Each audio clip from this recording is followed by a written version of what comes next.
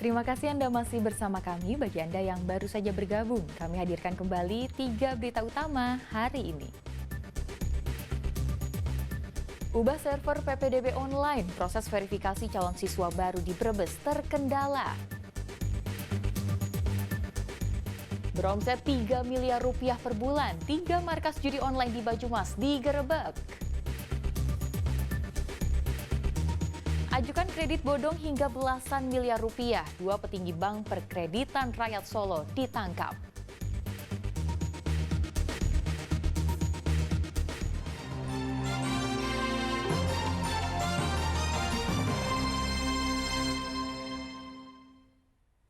Tiga markas judi online di Banyumas terbongkar dan 12 orang ditetapkan sebagai tersangka.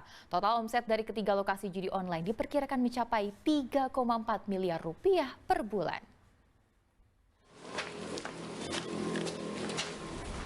Tiga unit rumah digerebek lantaran menjadi markas judi daring atau judi online. Ketiganya tersebar di Kelurahan Purwokerto Lor, Purwanegara, dan Bobosan, Kabupaten Banyumas. Mereka menutupi jejaknya seolah-olah tengah bermain game daring.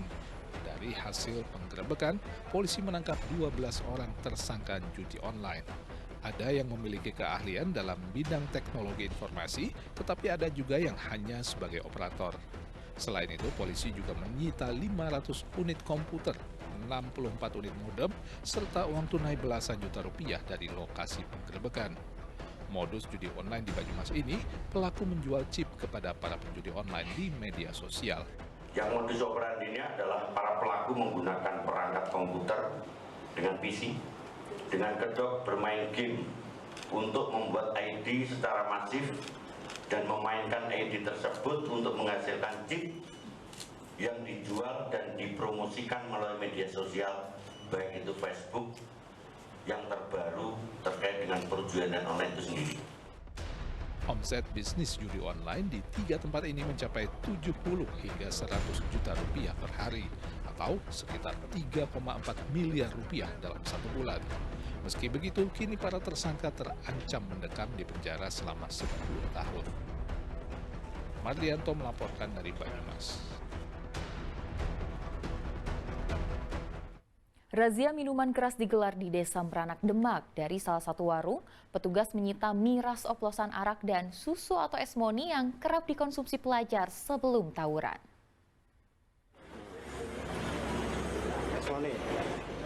Dari sebuah warung di Desa Meranak, Kecamatan Wonosalam, Kabupaten Demak, puluhan botol minuman keras oplosan disita petugas Satpol PP Selasa sore. Petugas menemukan miras oplosan, arak, dan susu atau yang tenar dengan nama esmoni di lapak warung kaki lima.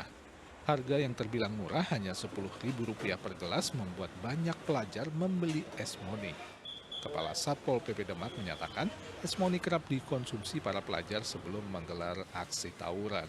Ditambah lagi, esmoni dikemas menyerupai minuman air mineral di gelas untuk menghilangkan kecurigaan petugas. Esmoni ini sampai marah, sebab mereka tahu, penjual-penjual itu tahu, satu, mendapatkan akses barang ini mudah. Barangnya mudah, karena hanya campuran arak-arak tradisional, yang sekarang banyak dijual, mungkin barangnya tidak dari Demak, tapi mungkin dari tempat lain, biasanya dari Jawa Timur. Ini jual. Kemudian, yang kedua, campurannya juga mudah, biasanya campuran minuman-minuman energi, nutrisi. Nah, itu diiming-imingi kepada remaja-remaja dan mereka mau. Dalam razia ini, petugas menyita 70 botol arak ukuran 1,5 liter dan 81 botol miras berbagai merek. Selain di kawasan Desa Meranak, razia miras menyasar di jalur Lingkar Demak, Kecamatan Demak, hingga wilayah Mijen yang dekat gedung sekolah dan kawasan permukiman warga. Ali Mustafiri melaporkan dari Demak. Untuk mencegah aksi tawuran hingga balap liar oleh remaja, pemerintah Desa Jamus, Kecamatan Meranggen, Demak, membentuk Satgas Kamtibmas Desa Anti Gangster. Kenakalan remaja mulai dari tawuran hingga balap liar menjadi pendorong Desa Jamus di Kecamatan Meranggen, Demak membentuk Satgas Kamtibmas Desa Anti Gangster. Kepala Desa Jamus menggandeng warga dan TNI Polri berdiskusi untuk mengatasi kenakalan remaja yang marak terjadi di daerahnya. Hadirnya Satgas Kamtibmas Desa Anti Gangster diharapkan bisa menekan angka kenakalan. Apalagi media komunikasi yang canggih saat ini dinilai bisa menjadi sarana penyebar informasi jika ditemukan aksi dari para anggota geng yang meresahkan warga. Saya selaku kepala desa berinisiatif untuk membentuk Satgas Anti Gangster karena saat ini mungkin khususnya di wilayah Meranggen ini gangster mulai marah, yang itu berimbas kepada perkembangan anak-anak generasi desa yang menjadi keresahan bagi orang tua.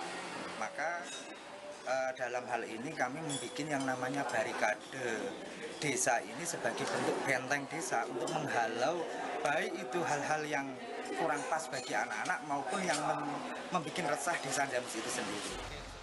Inovasi menghadirkan Satgas Kamtibmas Desa Anti Gangster ini seperti melahirkan kembali sistem poskamling dengan sarana komunikasi yang lebih modern. Polisi dan TNI bersinergi dengan pemerintah desa untuk mengatasi kenakalan remaja. Mengaktifkan seluruh elemen masyarakat dari tokoh agama, tokoh masyarakat, tokoh pemuda, ormas, linmas dan pemerintah desa saling bahu-membahu untuk mengaktifkan lagi poskamling. Istilahnya kalau dulu poskamling, tapi dan saat ini poskamling yang lebih modern karena saling terkait dengan alat komunikasi. Jadi untuk memudahkan setiap permasalahan yang ada di desa nanti untuk disampaikan ke polsek atau mungkin yang lebih tinggi yang kaitannya dengan tindak kriminal atau pelanggaran. Selain warga, orang tua juga mengambil peran penting untuk mengawasi kenakalan remaja. Kedekatan orang tua dan anak bisa mempersempit potensi anak terjerumus akan pengaruh negatif. Ali Muftagiri melaporkan dari Demak. Dua petinggi Bank Perkreditan Rakyat atau BPR UMKM Solo harus berurusan dengan hukum. Keduanya diduga melakukan tindak pidana perbankan yang merugikan negara hingga 11,6 miliar rupiah.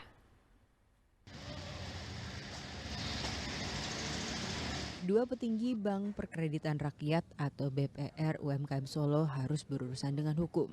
Direktur Utama BPR UMKM Solo, Yustiana Suwanti Adi, dan Direktur yang membawahi kepatuhan BPR UMKM Solo, Musa Endri Kurniawan, menjalani pemeriksaan di Kejaksaan Negeri Solo usai berkas dan barang bukti kasus tindak pidana perbankan dinyatakan lengkap. Penyidik Otoritas Jasa Keuangan atau OJK mengatakan kedua petinggi BPR UMKM Solo ini terjerat kasus tindak pidana perbankan yang merugikan negara hingga 11,6 miliar rupiah. Kasus ini diselidiki sejak November 2023. Kami akan menyerahkan tersangka dan barang bukti kaitannya dengan laporan tindak pidana perbankan. Jadi laporan ini adalah laporan berdasarkan hasil pemeriksaan khusus di Otoritas Jasa Keuangan dan telah kita tangani sejak bulan November 2023. Sehubungan dengan tersebut, penyidikan sudah kita laksanakan, kemudian kita berkoordinasi dengan rekan-rekan kejaksaan di Kejaksaan Agung, dan dari rekan-rekan Kejaksaan Agung menyampaikan bahwa kasus sudah lengkap dan bisa kita limpahkan di Kejaksaan Negeri di Surakarta. Awalnya keduanya memberikan fasilitas kredit kepada 11 debitur dengan total platform 7,9 miliar rupiah. Saat dana cair tidak diberikan kepada debitur tetapi kepada 4 pengguna lain. Lalu kembali memberikan fasilitas kredit kepada 10 debitur untuk melunasi kredit atas nama orang lain dengan nilai kerugian 9,2 miliar. Mayoritas debitur adalah warga Solo. Dana tersebut dicairkan bukan digunakan oleh debitur, melainkan digunakan untuk kepentingan 4 pengguna dana lain. Itu yang pertama. Kemudian yang kedua, melakukan proses pemberian fasilitas kredit ataupun perpanjangan kredit kepada 10 debitur yang bertujuan untuk melunasi kredit atas nama orang lain atau untuk melunasi kredit sebelumnya dengan total plafon sebesar 9,2 miliar. Nah, hal tersebut dilakukan untuk menjaga risiko non-performing loans atau BPR tetap baik. Dalam analisa kredit dicantumkan kebutuhan debitur antara lain untuk investasi, membeli rumah, atau untuk modal usaha. Namun sebenarnya pencairan kredit ini untuk melunasi pinjaman kredit sebelumnya.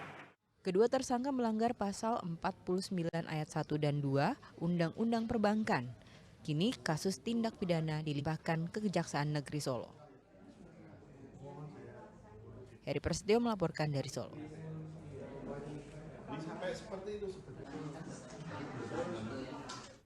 Hasil autopsi perempuan yang tewas di kontrakan wilayah Grobogan akhirnya keluar. Penyebab kematian korban karena kehabisan oksigen. Hal itu diungkapkan Polres Grobogan. Korban kehabisan oksigen karena jeratan di leher. Selain itu, polisi juga menemukan luka memar dan pendarahan di kepala dan wajah. Sementara terkait pelaku pembunuh perempuan yang bekerja sebagai terapis atau tukang pijat itu masih dikejar. Diduga dua pelaku yang datang ke kontrakan dilaporkan kabur ke arah hutan. Hasil sementara pelaksanaan otopsi pada korban ditemukan luka memar dan luka lecet di bagian kepala dan wajah. Kemudian juga ada pendarahan bagian kepala dalam dan juga leher. Dan untuk sementara kesimpulan yang mengakibatkan korban meninggal dunia itu adalah dari jeratan di leher atau kekurangan oksigen.